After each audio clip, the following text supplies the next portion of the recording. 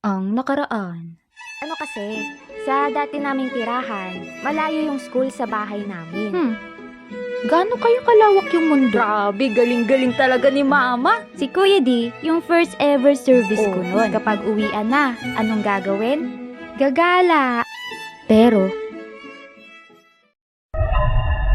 simula nung araw na niyaya ko ng mga kaklase ko noon na pumunta sa isang pinagbabawal na lugar, nasira ang record ko ng pagiging most behaved service passenger ko.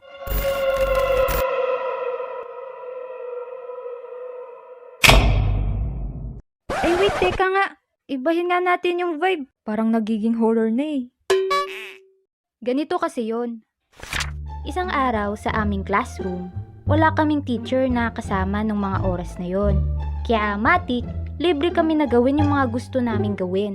Magdaldalan, kwentuhan, maglaro, mag-aral, magbenta. Kahit ano, basta walang magsuntukan. Andun lang ako nang nakita ko na parang may interesting na pinag-uusapan yung mga kaklase ko. Kaya anong ginawa ko? Uy, anong pinag-uusapan nyo? May pagkamarites eh, no? Wala eh, curious kasi ako nun. Uy! Ikaw pala, Abi! Pupunta kami mamaya sa tapat ng school mamayang uwian. Tara, sama ka. Ha? Bakit? Anong meron dun sa tapat ng school? Ngi? Hindi mo alam? Tagal-tagal na natin dito nag-aaral, hindi mo alam? Ha? Anong ang tagal-tagal ka dyan? Eh, grade 1 pa lang tayo.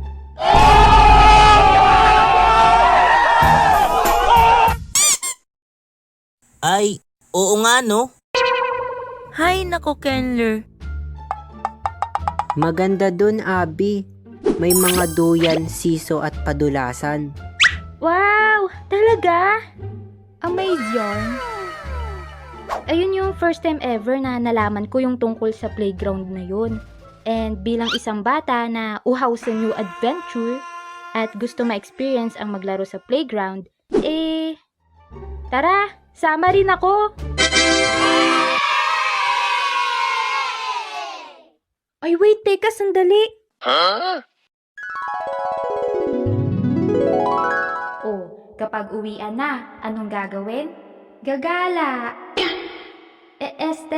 Aantayin po si Kuya Kay sa guardhouse. Tama. Naalala ko na hindi nga pala ako pwedeng pumunta kung saan-saan pagka-uwian. Bawal pala ako dun. Oh, bakit parang nagdadalawang isip ka ata? Hoy, ano ka ba? Huwag mo nga siya guluhin. Hayaan mo muna siyang mag-isip. Kaya nga ako andito dahil gusto ko siyang tulungan mag-isip. Sumama ka na, Abi. Wag! Pag-isipan mo muna ng mabuti, Abi. Tandaan mo, kapag nalaman ng mama mo na lumabag ka sa bilin niya, tsak na magagalit yun. Pero wala kasing playground dun sa amin eh. Doon kasi sa lugar namin, wala kaming playground. Well, meron naman. Pero ground nga lang. May ring din naman ng basketball. Pero walang mga kagaya nito. Tsaka di naman ako nagbabasketball. Hello!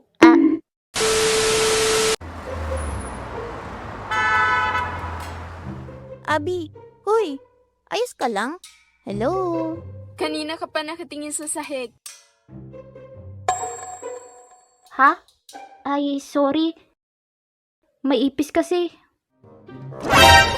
Ha? Takot ako sa ipis! Ipis! Asan? Tabayin niyo! Ipis! Joke lang, wala. Abi naman eh! Hehehe.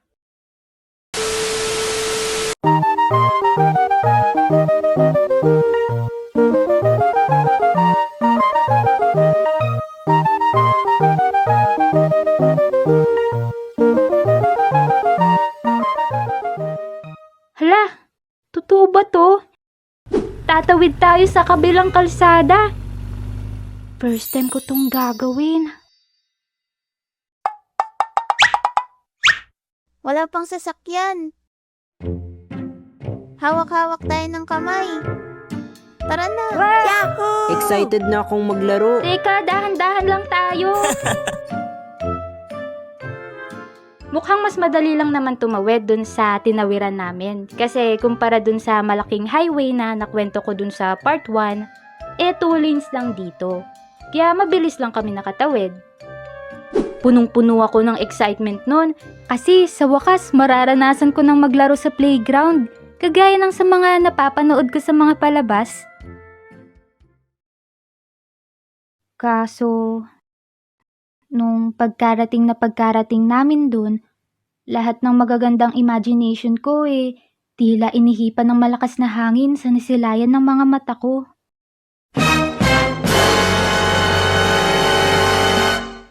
Tada!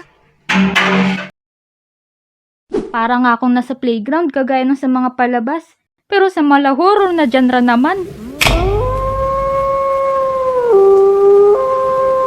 Ewan ko ba? Pero pag-apak kasi namin dun, para sa akin parang ang bigat ng vibe ng lugar. Tahimik yung paligid.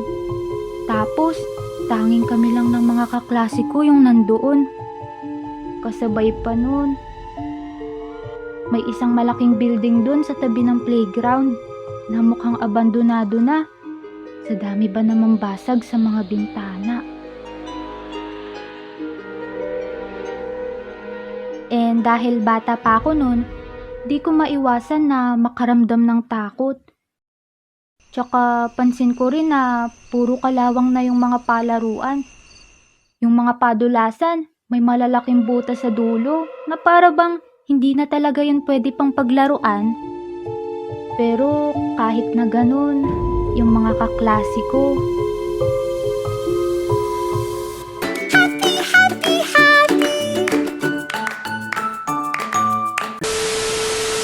Teka, ano yung sinasabi mo sa part 1 na pinagbabawal na lugar? Ayun ba? Eto na yun. Yes, oo, pinagbabawal siya, pero hindi sa lahat, kundi sa akin lang. Bawal nga ako gumala, 'di ba? So, obviously, pinagbabawal na yun na lugar sa akin. Pero at dahil andun na rin naman ako,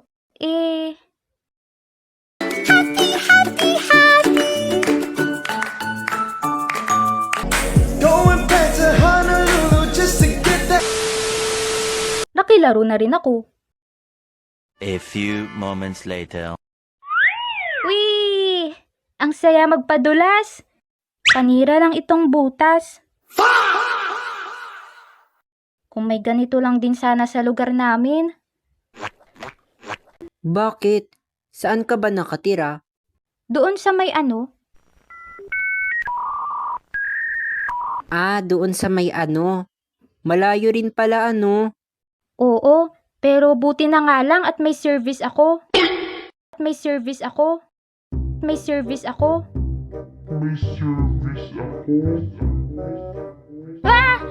service pala ako! Oh no! Anong oras na? Alas balat bago mag-alas buto. Naku, kailangan ko nang bumalik. Baka kanina pa naghihintay si Kuya Kay at yung ibang mga kasama ko sa service. Oops. Then ayun, sinamahan ako ng kaklase ko na tumawid ulit papuntang school namin. And base sa pagkakatanda ko, andun na nga si Kuya Kay at pati yung iba ko pang mga kasabayan sa service na naghihintay na lang sa akin. It was at this moment he knew. Oh, Abby, andyan ka na sa wakas. Kanina pa kita hinahanap. Saan ka ba nagpunta?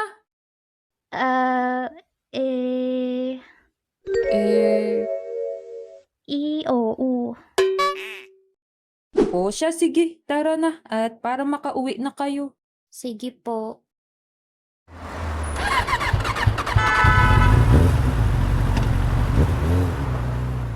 Nung mga sumunod na araw, inaya ulit ako ng mga kaklase ko na maglaro ulit doon.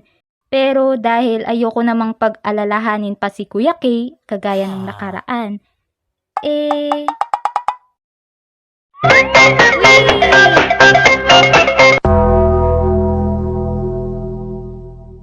sa mga bata po na nanonood dyan, huwag niyo po ako gagayain.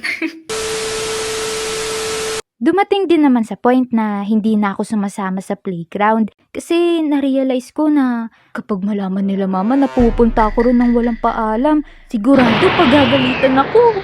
Kaya sa ibang building na lang ako ng school gumagala. Yung school kasi namin na yun, sobrang lawak. Sa lahat ata ng school na napasukan ko simula elementary at college, yun yung pinakamalawak. Kaya imbis na sa labas ng school ako mag-explore tuwing uwian, di sa loob na lang. Abi, tara, libo tayo dun. Tara! Abi? The next day. Eric, tara sa stage! Tara! Abi? The next day. Uy, mukhang masaya doon oh. Ano?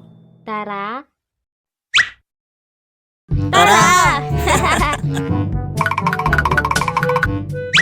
Asa na naman kaya yung batang yun? The next. Boss, may nakita ba kayong batang babae? Nasa 7 years old, nakaganito yung tali.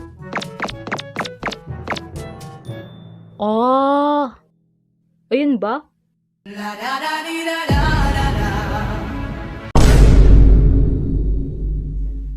Sorry po, Kuya Kay.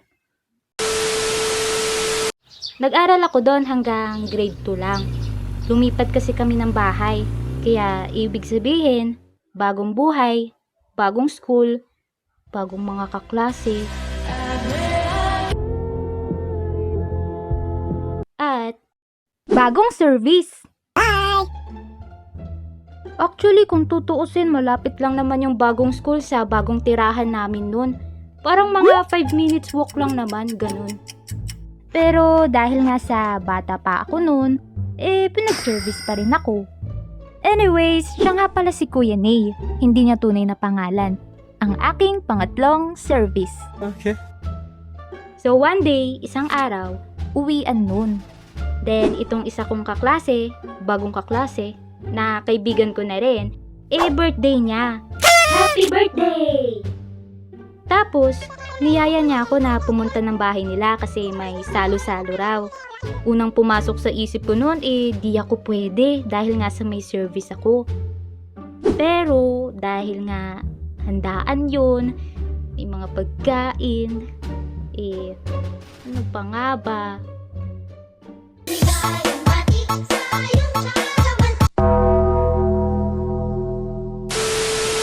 Sobrang hindi tama yung ginawa ko nun.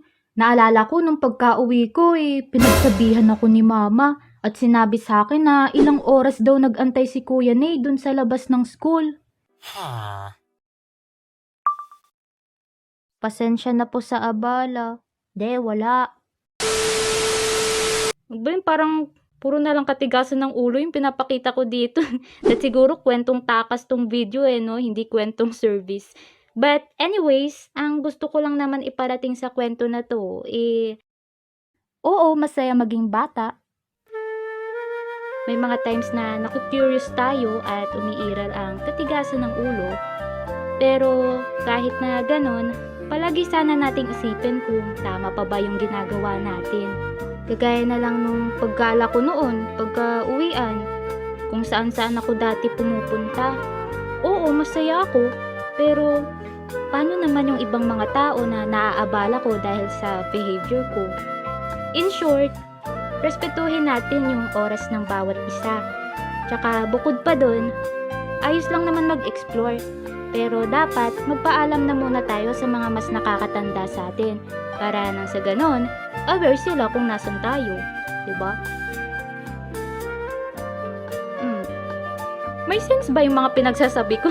Basta gets nyo na yun.